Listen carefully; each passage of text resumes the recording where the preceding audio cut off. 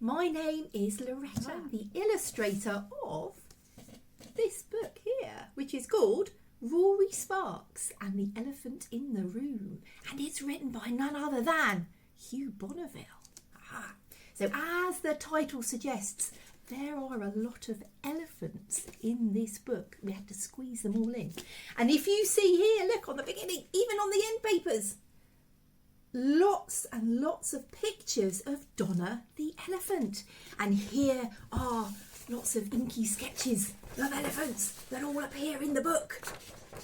And if you look very closely in the book, particularly on this picture here, you can see that I've created a texture to create Donna's wrinkly elephanty skin. And I did that by using handprints. So here's a page of printy textures that are basically my hands covered in ink squishing on the page, which I then used to create a texture for an elephant's wrinkly skin. So here are the dip pens that I used. Here we are. This is a pen. You dip it in some ink and you create a really scratchy, splotchy line with that for the elephant. And here's the ink here. But today I thought we'd have a go at drawing an elephant together. And so that you can see the elephant on the screen, I'm going to use a marker pen. Now you can use a pencil, you could use charcoal, you could even have a go with paint. But I'm going to use a marker pen, so hopefully you can see it on the screen.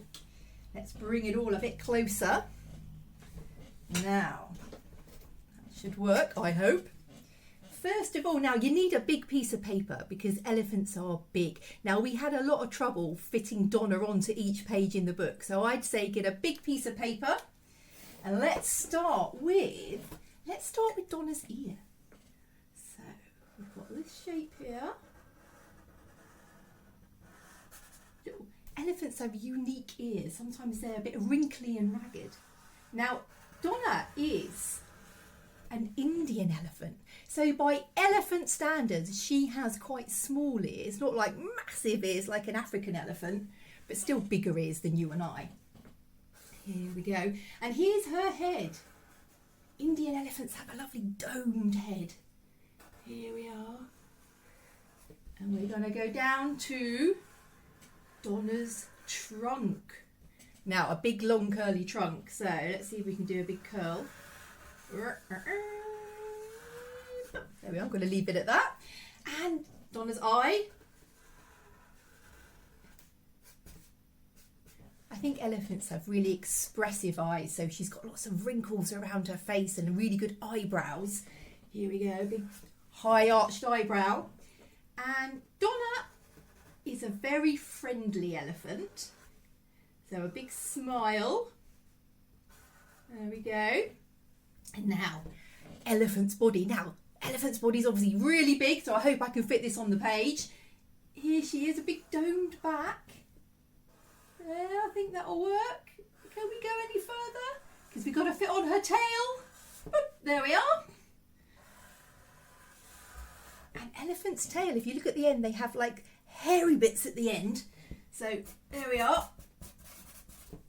And her legs.